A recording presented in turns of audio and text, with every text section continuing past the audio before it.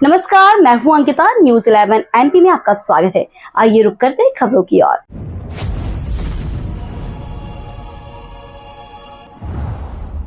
भोपाल के real estate consultants के द्वारा संगठित होकर एसोसिएशन बनाने की शुरुआत की गई, जिसमें आपको बता दें कि भोपाल शहर में तेजी से बढ़ रहे रियल एस्टेट के कारोबार में अब एक नया अध्याय जुड़ गया है। भोपाल शहर के समस्त रियल एस्टेट कंसल्टेंट्स ने संगठित होकर एक एसोसिएशन बनाने का निर्णय लिया है, जिसके अंतर्गत किया जा रहा है, जिसमें लगभग 500 रियल्टर्स के सम्मिलित हुए।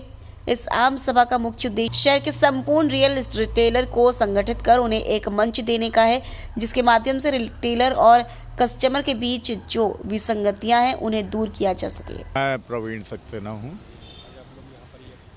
जी हाँ, हम सारे रियल एस्टेट से संबंधित जो लोग हैं वो लोग मिलके एक ऑर्गेनाइजेशन बना रहे हैं, एसोसिएशन फॉर्म कर रहे हैं और हम लोग सब एक मंच पे आके एक सी रूलिंग बना रहे हैं सबके लिए, जिससे ना कस्टमर्स को कोई दिक्कत हो, ना हम रियल एस्टेट कंसल्टेंट्स को कोई प्रॉब्लम हो।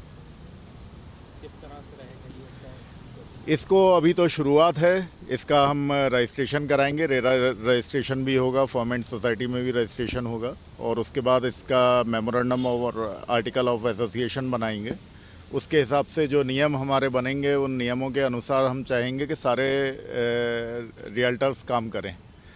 इसमें क्या होगा कि जो हमारे कस्टमर हैं उनको भी दिक्कत नहीं होगी किसी प्रकार की, और हम लोगों का कई बार क्या होता है कि डील कंप्लीट होने के बाद हमारा पेमेंट रिलीज़ होने में दिक्कत होती है, तो वो सारी चीज़ें हम उसमें एक फॉर्मेट बनाएंगे, वो फॉर्म फिलअप करा के और फिर हम सिस्टमेटिक तरीके से काम करेंगे इसको। कितना फ़ायदा होगा कस्टमर को? इसमें देखिए, कस्टमर को ये फ़ायदा होगा कि कई जो ब्रोकर्स हैं जो रजिस्टर्ड नहीं हैं, जिन्हें जानकारी नहीं है, वो कई बार कस्टमर के साथ गलत कर देते हैं या कस्टमर उनके साथ गलत कर देते हैं, दोनों ही तरफ से होता है। तो ये सारी चीज़ें फिर फ़िल्टर हो जाएंगी इसमें। अभी किस तरह की दिक्कतें आ रही थी? अभी जो मेन दिक्कतें आ रही हैं हमें, वो आ रही हैं हमारे पेमेंट्स को लेके। जो हमारा कमीशन है वो डील होने के बाद कमीशन नहीं दिया जाता है।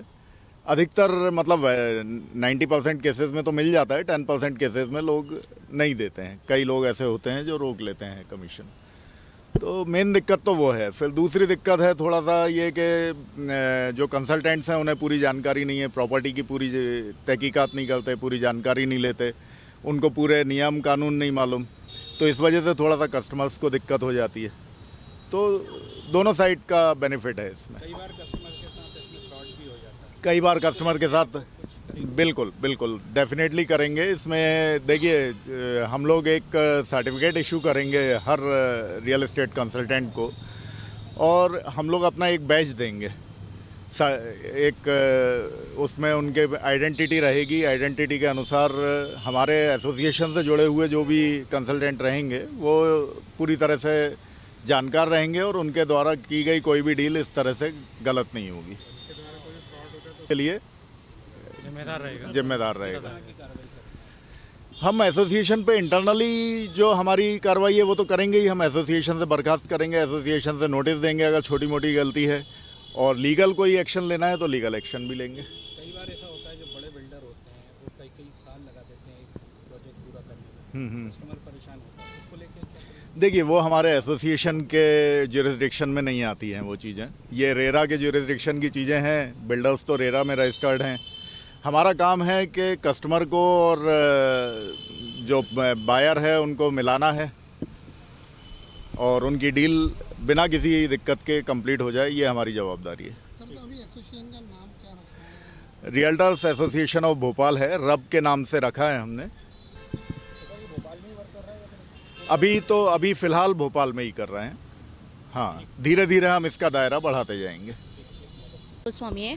आज हम सब यहाँ पर एक मंच में एकत्र हुए हैं क्योंकि हमारे भोपाल के जितने भी रियल एस्टेट एजेंट हैं इनको कहीं ना कहीं परेशानी आ रही है। इसमें फ़ीमेल्स को भी काफ़ी दिक्कतें होती हैं, तो हम एक मंच के तहत काम करेंगे तो एक दूसरे का सहयोग भी मिलेगा, और जो परेशानी होती है ग्राहकों को लेकर, तो हमारे साथ ये चीज़ होगी कि ग्राहक भी हमारे संपर्क में आएंगे और हमारे जो एजेंट हैं, तो इन दोनों के बीच में आपस में एक तालमेल करके हम आगे बढ़ना चाहते हैं ताकि किसी के भी साथ किसी के भी साथ, चाहे वो एजेंट हो चाहे ग्राहक हो, उनके साथ किसी भी तरीके की कोई भी अवैधानिक जो गतिविधियाँ होती हैं वो ना हो।